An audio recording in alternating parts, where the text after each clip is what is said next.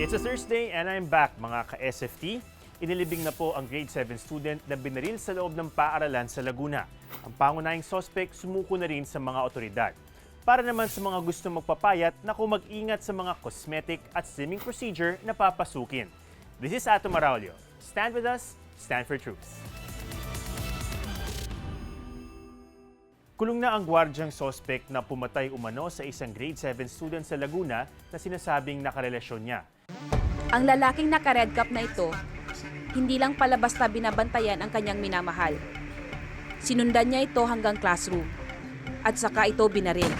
Patay ang binatilyo matapos tamaan ng bala sa ulo. Samantala, gusto namang lumaya ng ina ng biktima na nakakulong dahil sa droga para makadalaw sa libing ng anak.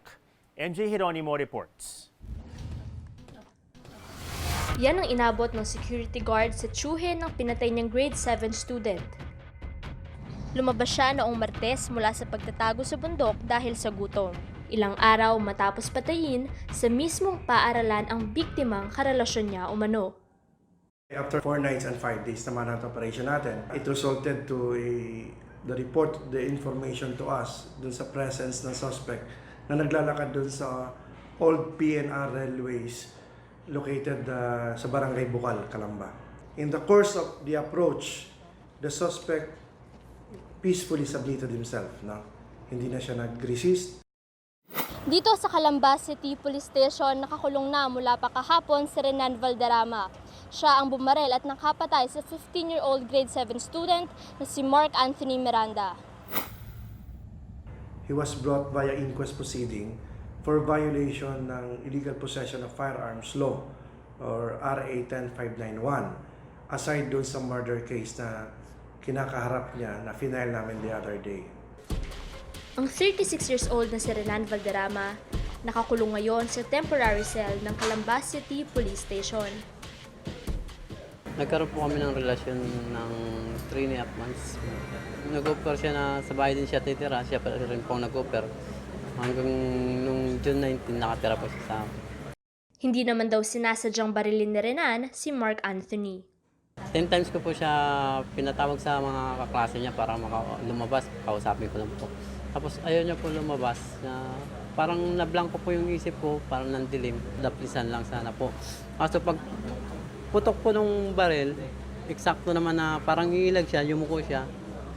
Tapos bigla po siyang tumumba. Hindi ko po alam kung saan tinamaan siya. Pag tumba niya po, tumakbo na rin.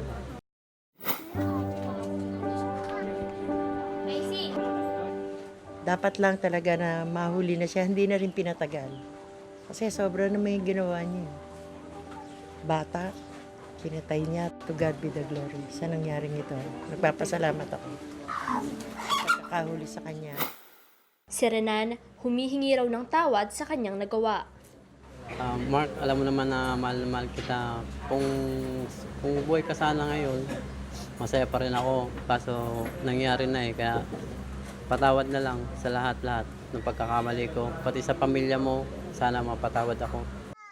Humingi siya ng tawad kasi alam niya siguro sa sarili niya na mali yung ginawa niya. Ganun pa man, huli na ang lahat. Tama lang yung magsisi siya, pero hindi sa amin. Sa Diyos siya magsisi. Hinihintay na lang din daw ng pamilya ni Mark Anthony ang magiging desisyon ng batas sa kaso. Minasaan ko na po life sentence na sa akin. Ang nanay naman ni Mark Anthony na nakakulong dahil sa kasong possession of illegal drugs, pansamantalang pinayagang makadalaw sa burol ng anak. Hindi rin ito napigilan ang kanyang emosyon. Sorry lang po sa anak ko. Kasalanan ko. Hindi na po ako babalik sa bisyo. Magiging aral na po sa akin to.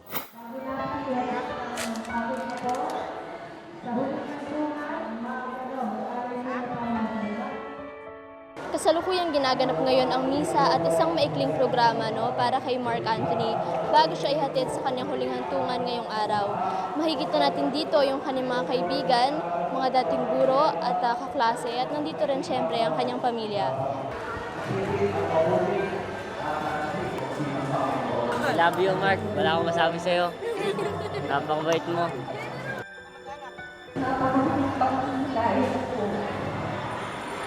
panghihinayang na hindi po binigyan ng pagkakataon si Mark. Napapapalo yan.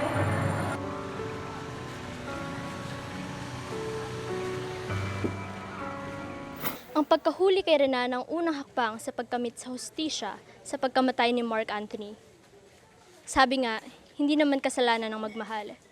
Pero ang makipagrelasyon, lalo na ang pumatay ng isang minor de edad, these are the acts punishable by law. I'm MJ Jeronimo, and I stand for truth. A mother of 5 died while undergoing liposuction at a clinic in Makati. Ipinasara na ang nasabing klinik samantalang magsasampa naman ng reklamo ang kamag-anakan ng biktima laban sa mga doktor. Shai Lagarde reports. Patuloy ang investigasyon tungkol sa kaso ng 43-year-old single mom of 5 na namatay sa Makati after an alleged severe reaction to anesthesia prior to a liposuction procedure. Isinugod siya sa ospital noong July 3 where she went into a coma and died last Monday. Ang klinik ng doktor at anesthesiologist na namahala sa procedure hindi na accessible sa publiko.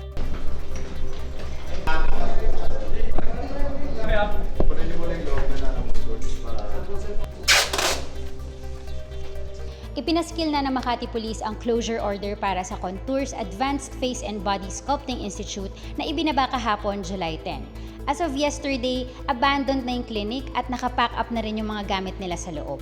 Ayon sa messenger na naabutan ko, nakapag-deliver pa raw siya ng package kahapon bandang mga 9 AM. Pero sa araw na ito, wala na daw sumasagot. Habang ginagawa ang initial investigation, nadiskubre ng Makati City Police na meron din daw mga irregularities sa business permit ng naturang clinic. Apparently, lumalabas sa records ng BPLO that they are delinquent since 2011, meaning hindi sila nag-apply ng permit, and at the same time, hindi sila nagbabayad ng mga kakakulang mga buwis na dapat kanilang bayaran. Ang sagot naman nila, wala raw itong kinalaman sa alleged liposuction malpractice. So nung wala na silang makitang evidence of medical negligence, like I said, we're not hiding anything. So if they're gonna find something, they should have found it now. So they now bring a totally unrelated issue of non-payment of fees. It's like you accuse me of murder and then nawalan ka ng ebidensya, ang sabi mo na lang sa akin, ang pangit mo, attorney. Nakausap ko ang anak at kapatid ng biktima na sinabing mag-isa na raw itong nagpa-lipo after backing out the first time. Kasi po pinagtataka ko po talaga kung bakit noong 26 po, may conversation po talaga sila na umayaw talaga si mama tsaka hindi niya na kaya. Pero nagtaka po ako bakit noong July 3 nangyari pa rin po. Nung nangyari yung incident na nagkaroon ng complications with the patient, what did Dr. Claudine do in response to that? They immediately performed the emergency procedures. No? In fact, were able to revive the patient. And while doing that, someone else was calling the ambulance already. So they were the ones who brought the patient to the Parañaque Doctors Hospital. We've been talking to the relatives. No? We explained that to the relatives. I told them na, Dr. Aurora helped in the hospital and everything as a matter of human compassion. Okay. But after the police arrested her, we're afraid that it might be misinterpreted as a feeling of guilt. That only stopped when they were arrested without warrant noong Friday. But they were forced to release. Why? No evidence. Okay. They also took medical records. So, against the law, they examined those medical records. Wala raw pong basihan yung arrest and yung seizure ng mga documents, tsaka yung closure daw po ay walang kinalaman dun sa kaso. Actually, hindi namang arrest yung ginawa natin, it's only a mere clarification or invitation, and actually sumama rin naman sila kusa rito sa police station. Ang purpose natin dyan is para makuha yung mga details. Pinauwi din natin sila, no? So, it's not a arrest ang matatawag doon. Hindi rin po dinetain? Hindi rin po sila dinetain. May kopya na rin ang Makati Police ng mga dokumentong kakailanganin para maisampa na ang kasong reckless imprudence resulting to homicide. The victim's family is also gathering their documentary evidence. Haharapin naman ng kampo ni Dr. Aurora ang anumang kasong isasampa laban sa kanila. Sobrang sakit po para sa akin yun kasi masakit po talaga mawala ng ina. Kung sisiraan namin sila, anong mapapala namin? Ang hinahanap namin dito, ang hustisya para sa kapatid namin, hindi yung paninira. marami kaming hinahawakan, lalo na ako. At nung June 26, ako ang kasama nung kapatid ko, pumunta sa Contours para siya ay magpalipo. Pinapangako ko sa kapatid ko na talagang mabigyan siya ng hustisya. More details will come to light as the investigation continues. I'm Shai Lagarde and I stand for truth. So it's been 2 years since the Marawi siege, and according to General Romeo Browner of AFP Task Force Haribon, the area or the city is now safe from so-called harmful activities. Now the son of the president is coming up, and we hope to get some updates about the rehabilitation and counter-terrorism efforts. But before that, ang ating kasamang si Richard ay nagpunta sa Ground Zero para bisitahin yung lungsod at makausap din yung mga bakwit. So Richard, ano yung mga nakita mo? Well, first of all, my eerie sense of my lol, no? My eerie sense of security and safety. I mean, it doesn't feel na nasa area ka kung saan magkakaroon ng violence again. At wag natin kalimutan, there's already martial law in that area. Yung isa pang napansin namin, walang masyadong mga checkpoints, military checkpoints. Not as much, medyo nabawasan na. So yung sense of confidence ay medyo umakyat. At wag natin kalimutan, dun sa huling election, yung midterm elections, mukhang walang violence masyado nangyari. So ang tanong ngayon is, are we seeing the lull before the next storm? Or have we entered a completely new era of sustained peace? Good morning, General Browner. Maraming salamat. Thank you very much for joining us, sir, and giving us this time. Marawi, it's almost 2 years since the end or liberation of Marawi. Gusto namin malaman, anong tingin nila dun sa genesis ng crisis? How did a supposed bunch of ragtag, radicals get to occupy and, eventually this led to the destruction of much of the city? How did that happen? Is this a failure of intelligence or failure of appreciation of intelligence? For me, it wasn't really a failure of intelligence. Because it was there. Because we knew already. And in fact, when we discovered their plan, from the videos that we recovered from their devices, they were planning to attack Marawi on the 26th of May. 2017. That was the first day of Ramadan. No, they wanted to follow the model of ISIS, where they attacked on the first day of Ramadan. But we were able to preempt that 3 days earlier, when we served a warrant of arrest against Isnilon Hapilon and the other leaders, because we knew that they were here already. But what wasn't really known then, expected, was the magnitude of the number of fighters that were already inside. The reason is that most of them are from here, no? So really... so there was a groundswell? There was a groundswell also. Gerald, why do you think there was a groundswell of support for a radical group like that? I believe because of what was happening around the world, no? Because perhaps they were looking at the model of ISIS and how successful ISIS was. It encouraged them, no? That's why their objective was really to establish a caliphate in Southeast Asia, with the center in Marawi City.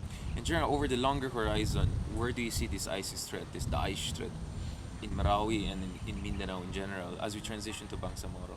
I don't think it will ever go away, unfortunately, because we still have international Daesh, no? And they continue to try to expand, even while we see the defeat of Daesh in Lanao del Sur. We still see that they're still alive in Sulu, in central Mindanao. No, they still have these groups that identify themselves with ISIS, with the Daesh. So really, I don't think it will go away really soon. But hopefully, I'm an optimistic guy, and if we, all of us, the Filipinos, really would band together and say that we denounce this violent extremism. Effort, Yes, I think there's still hope for us. Is that forcing you guys, compelling the AFP to also revise your counterterrorism strategy? Under our PCVE program, no, Preventing and Countering Violent Extremism, reaching out to the youth is one of the more important aspects of that program, because really we have to start from the younger generation and try to develop a culture of peace. No, because their elders grew up in a culture of violence. Yung isa pang tanong dito is, magto 2 years na yung conflict dito sa Marawi. Kailangan ba natin ng martial law? Ang nakukuha kong sagot dito base sa mga discussion natin so far in Marawi, and of course also in Manila with officials and experts, is that you need an element of martial law because it helps the government to better coordinate with other agencies, security forces and civilian agencies, yung mga kailangan na counterterrorism measures and mga measures also for preventing violent extremism and terrorist acts, no? Yung isa pang element siguro dito is yung psychological impact. The fact that you have curfews and martial law, it seems is also helping with reduction of overall crime. So may debate pa rin between the security forces and civil society groups on how to move forward with martial law. Ako po si Richard Hidarian. Stand with us. Stand for truth. Sa mga dakilang commuter dyan, naarangkada na ang mga modernong PUV sa kanilang mga bagong ruta. Bahagi ito ng Public Utility Vehicle Modernization Program ng DOTR at LTFRB. Nakisakay sa kanila si Anthony Esguera.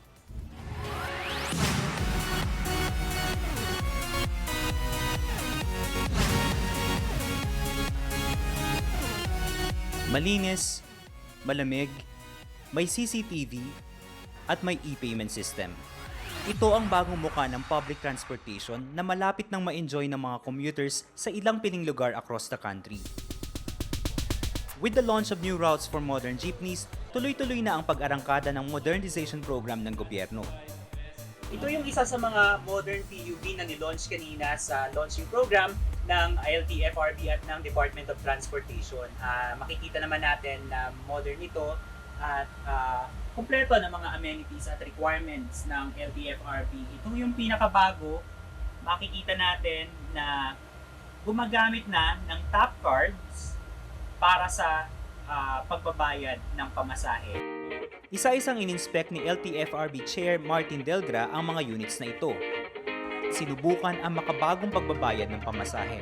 Ang ilan, tap cards ang gamit. Yung iba naman, QR codes ang dapat iscan. Pero syempre, tinatanggap pa rin ang cash. QR code. Okay. Ayan, maganda oh. You have it. Welcome on board. A week before President Duterte's State of the Nation address, pinangunahan ng Department of Transportation at ng Land Transportation Franchising and Regulatory Board o LTFRB ang launching ng 49 na bagong ruta sa 13 na regions. National simultaneous launch ng mga ruta sa Metro Manila, Dagupan City, Pangasinan, Santiago City, Isabela, Bataan, Lipa City, Batangas, Legazpi City, Albay, Iloilo, Cebu, Panglao, Bohol, Tacloban City, Ormoc City, Zamboanga City, Region 10, Davao City at Region 12. Makikita natin na sa lahat ng rehiyon ng Pilipinas, gumagalaw ang pag-implement ng modernization program na ito sa lahat ng aspeto or component ng modernization. Hindi lang po sa Metro Manila, it's all across the country. Bagaman marami pa rin tumututol sa modernization program, tiniyak naman ng Department of Transportation na hindi mawawalan ng trabaho ang mga drivers at operators ng lumang jeepneys. Layunin natin sa ayos ng hanap buhay. Bagaman nahirapan sa transition, suportado na raw ng isang transport cooperative ang program ng gobyerno. 100 yung mga kinumbinsi ko na mga kapwa ko mga operator, pero marami sa kanila ang hindi naniniwala na matutuloy ang programa. Tawa ng Diyos, nakabuo po kami ng 15. Kasi 15 po yung minimum na para maging isa kang kooperatiba.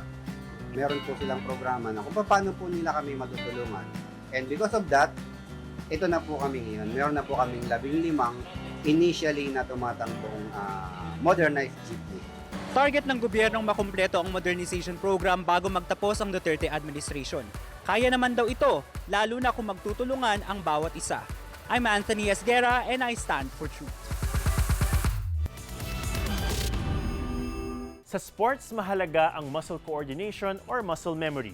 Pero paano kung tamaan ka ng isang sakit that will make it difficult to move, like cerebral palsy?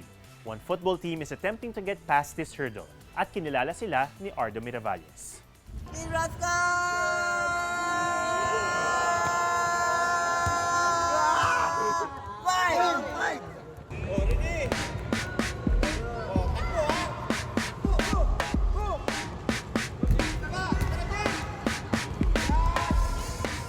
Siya si James Telmo. Sa edad na 16 years old, goal niya ang makasama sa national team ng CPFP or Cerebral Palsy Football Philippines, ang CP Rascals. At kakaiba ang kuponang ito dahil ang mga manlalaro ay may cerebral palsy. There is actually a football association in Asia that runs what's called CP, or cerebral palsy football. And they wanted to introduce it here in the Philippines in the next Paralympic Games.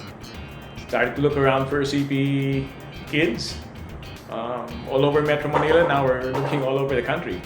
To make up an entire team, we'll need perhaps 15 CP players. It's a smaller game of football, so the field is smaller with fewer players. It's 7 aside.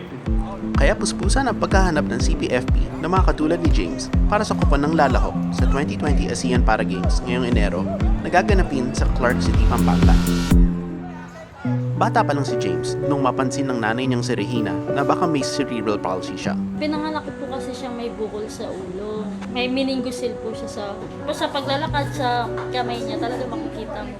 Ang cerebral palsy ay isang kondisyong may palatandaan ng kawalan ng koordinasyon ng kalamnan na sanhi ng pagkapinsala sa utak bago o pagkapanganak.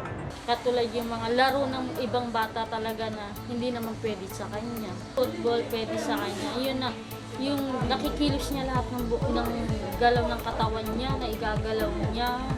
Walang hindi pwedeng niyang gawin pagka nag-football siya. Wala siyang doubt talaga sa pag-football.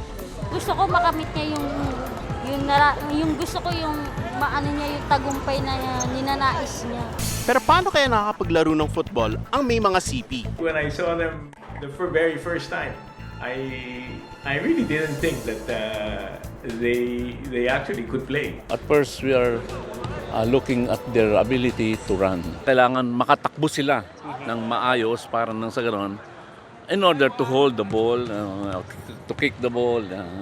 At makikita naman na kaya ni James na makatakbo na mabilis at makasipa ng bola. In football, it requires a lot of skills din. So, motor skills, meron tayong coordination nila, yung strength, yung balance. So, all of those things are really problems of CP clients. We try to do those skills that are needed for playing football to be incorporated in trainings. Doing training itself, we do stretchings that are specific for CP football. Having this skills training, I think they will be yung magagamot sila doon sa stiffness ng mga muscles nila. Ganun. Through football, they're somewhat parang yung nagiging therapy nila and somewhat exercise talaga. Minsan ba nanganganib kayo na pag tumumba siya? Oo, talaga. Hindi yung mawawala talaga sa amin, lalo na sa aking magulang. Talaga hindi na yung mawawala, na kinakabahan ka. Kung yung sipa ng bola, mapunta sa dibdib nila, sa ulo nila. So during football, we make it as safe as possible. By first, syempre yun, having a professional on standby if ever may injury or may accident na mangyari. James, kamusta ang practice ngayong araw? Okay lang po. Marami ka natutunan? Nagdagad na nga ang pasa ko eh, no? Paulit eh.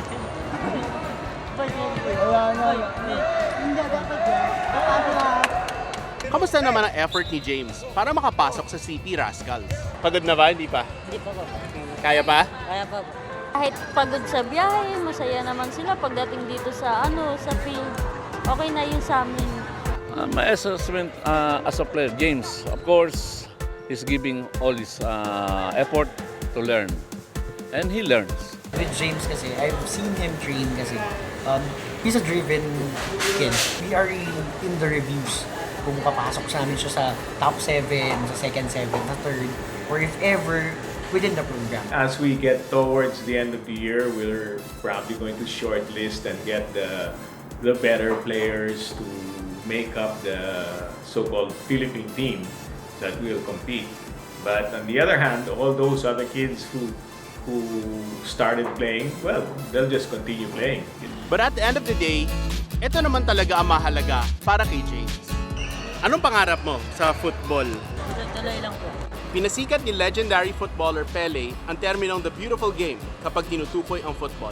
Pero hindi lang yon laro ang maganda. Pati na rin ang storya ng mga manlalaro tulad ni James. I'm Ardo Mirvalles and I stand for truth. And that's our episode. Thanks for watching. Find more stories in the links below. I'm Mato Morado together with Richard Haydarian and Joyce Spring. Stand with us, stand for truth.